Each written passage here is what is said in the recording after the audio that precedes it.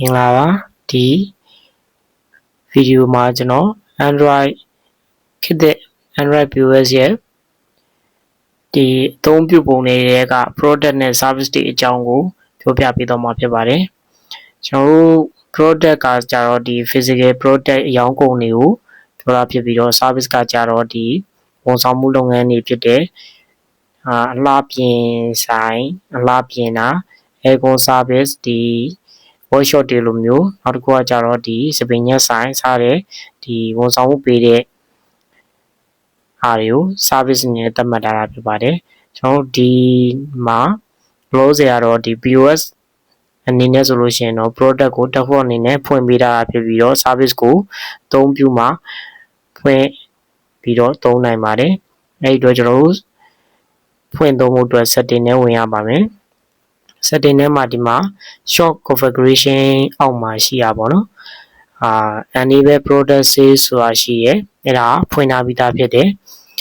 ဒီနောက်တစ်ခုကကြာ enable service ဆိုပြီးတော့ရှိတယ်ဖွင့်လိုက်လို့ရှိရင်ကျွန်တော်တို့ service ကဖွင့်သွားမယ် service ဖွင့်သွားလို့ရှိရင်ဒီ product အောက်မှာ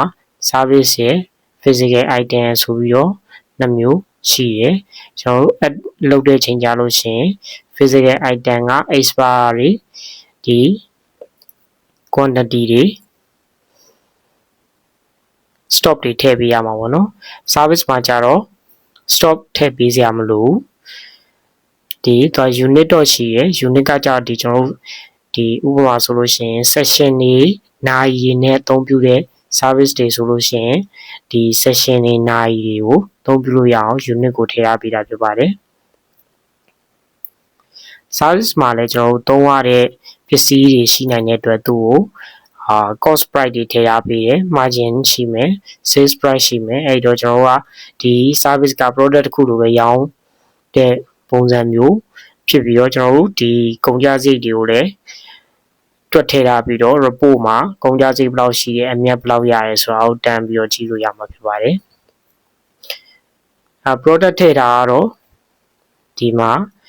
တစ်ခုချင်းစီကိုထည့်သွားလို့ရတယ် physical product မှာဆိုလို့ရှိရင်တော့ကျွန်တော်တို့ category ရေးပေးရမယ် product ID က product code SKD ကကြတော့ auto generate လုပ်ပေးမယ်ကိုသတ်မှတ်ခြင်းနဲ့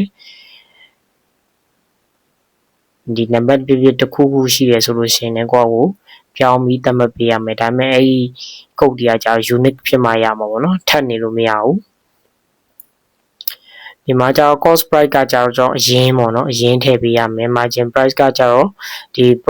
profit margin ကကြတော့ကျွန်တော်တို့ဘယ်လောက်အမြတ်ယူမလဲပေါ့ဥပမာဆိုလို့ရှိရင်100တန်ကို100အမြတ်ယူမယ်ဆိုလို့ရှိရင်200ဖြစ်မယ်ဒါ100ရင်းလို့အမြတ်တင်လိုက်တာကိုပြောတာဒီဟာကိုကျွန်တော်တို့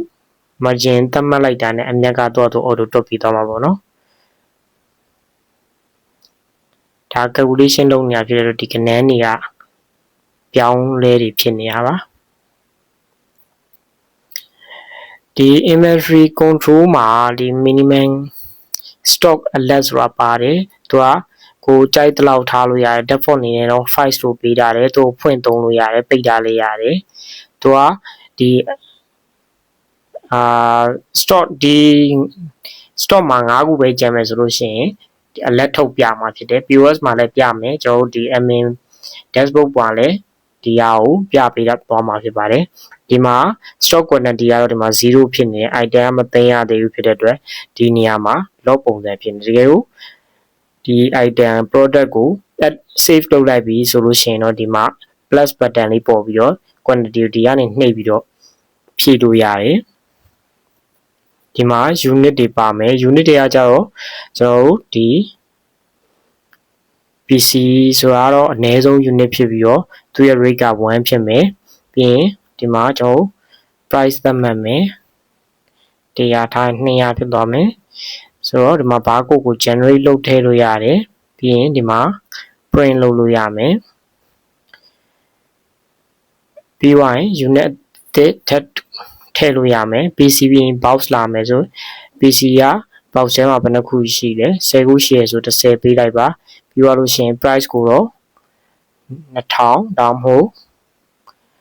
ကိုသတ်မှတ်တဲ့ဈေးနှုန်း1800ဖြစ်သတ်မှတ်ပေးထားလို့ရတယ် ပြီးရင် barcode generate လုပ်လိုက်လို့ရှိရင် barcode ဝင်သွားမယ်ဒီ barcode ကကြတော့ဒီဖတ်လိုက်တာနဲ့ဒီ viewers မှာ box barcode ကိုဖတ်လိုက်တာနဲ့ box ဆိုပြီးတန်းဝင်သွားမယ် PC barcode ကိုဖတ်လို့ရှိရင် PC ဆိုပြီးတော့တန်းဝင်သွားမယ်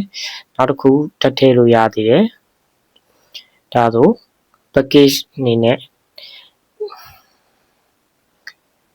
package အနေနဲ့ထည့်လိုက်မယ်အဲ့ package ထဲမှာ100ပါတယ်ဆိုလို့ရှိရင်ဒီမှာ2000ဖြစ်သွားမယ်ဒါတော့ဈေးလျှော့ပေးရဲဆိုလို့ရှိရင်လည်းလျှော့ပေးတာလို့ရတယ်ပြီးသွားရင်ဒီမှာ barcode ကိုကျွန်တော်တို့ဒီမှာ scan လုပ်ပြီးလဲကြည့်လို့ရတယ် scan လုပ်လိုက်လို့ရှိရင်တော့ဒီ permission တောင်းမယ် camera permission တောင်းမယ်ပြီးသွားရင်ဒီမှာ barcode ကို scan ဖတ်လိုက်လို့ရှိရင် barcode ကဝင်သွားပါမယ်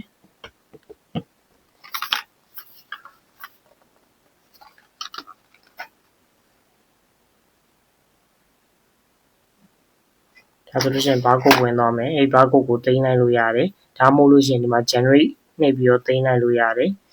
ပြီးရင်ဒီမှာတော့ကျွန်တော်တို့ဒီ promotion တွေအတွက် point ကကြတော့ customer service customer ဆိုတဲ့ဟာတွေဖွင့်လာလို့ရှိရင် point တွေပေးလို့ရတယ်ပေါ့နော်ဒါကတော့ customer ဒီ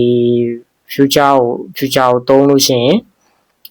သုံးလို့ရတယ်အောက်မှာ promotion ရှိရဲဒီ item အတွက် promotion ကကျွန်တော် fixed price ထားမှာလားဥပမာဆိုလို့ရှိရင်ခုန200ဆို180ပေးမလားဒါမှမဟုတ်ရာခိုင်နှုန်းနဲ့ 10% ပေးမလား 5% ပေးမလားသတ်မှတ်ထားလို့ရတယ်ဒါဆိုကျွန်တော် 5% ပေးမယ်ပြီးရင်စေးလိုက်လို့ရတယ်နေမထည့်တာဘူး test ဒီမှာ note item ရဲ့ note တစ်ခုထည့်လို့ရတယ်ဗောနော်ဟိုဒီမှာတော့မပြတော့ပါဘူးကျွန်တော်ဘာလို့ဆိုရှည်သွားမှာဆိုလို့ပါဆိုတော့ဒါကို add လုပ်ပြီးသွားလို့ရှိရင်ဝင်သွားမယ်ပေါ့နော် service လည်းဒီလိုပဲထည့်ရမှာဖြစ်တယ်တကယ်လို့ဒီမှာ viewers ကိုသွားလို့ရှိရင်ဒီမှာ service ဆိုတာပေါ်နေမယ် physical item ဆိုတာပေါ်နေမယ်ဆိုတော့ကျွန်တော်တို့အဲ့မှာ service အောက်မှာဒီမှာ add new allow new service creation ဆိုတာရှိရယ်ဒါကိုဖွင့်လိုက်လို့ရှိရင်ဒီမှာ viewers ပေါ်မှာ service နေရာမှာပေါ့နော် add new service ဆိုတာပေါ်လာမယ်ဒါဆိုလို့ရှိရင်ဒီမှာဟိုကိုကဒီထည့်ထားပြီးသား service မရှိသေးဘဲနဲ့ service အသစ်တစ်ခုကို customer ကိုပေးလိုက်ရတယ်ဆိုလို့ရှိရင်ဒီကနေပြီးတော့တန်ပြီး create လုပ်ပြီးထည့်လိုက်လို့ရတယ်ပေါ့နော်အဲ့ဒီအတွက်လုပ်ထားပေးတာဖြစ်ပါတယ်ဒီ physical item မှာဆိုလို့ရှိရင်ဒီကျွန်တော်ရောင်းကုန်နေတွေ့ရမှာဖြစ်ပါတယ်ဟုတ်ဒါဆိုလို့ရှိရင်ခုန service ကိုပြန်ဒီ setting နဲ့ပြန်သွားပြီး service နဲ့ product ကိုနှစ်ခုတည်းတစ်ခုကိုပိတ်ပြီးသုံးလို့ရတယ်ဒါပေမဲ့နှစ်ခုလုံးတော့ပိတ်လို့မရပါဘူးဘာလို့ဆိုတော့ကျွန်တော်ကတစ်ခုပဲသုံးရမှာဖြစ်တယ်တစ်ခုတော့မဖြစ်မနေသုံးရမှာဖြစ်တယ်ပေါ့နော်ဒါကြောင့်မို့လို့ပိတ်လို့မရဘူးတစ်ခုတော့အနည်းဆုံးဖွင့်သုံးရမှာဖြစ်တယ်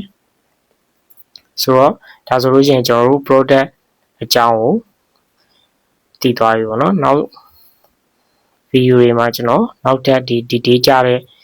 ဒီ product adder တွေ product ကိုဘယ်လိုအပ်ရဲဘယ်လိုရောင်းရတယ် POS ဘက်မှာဘယ်လိုရောင်းရတယ်ဘယ်လို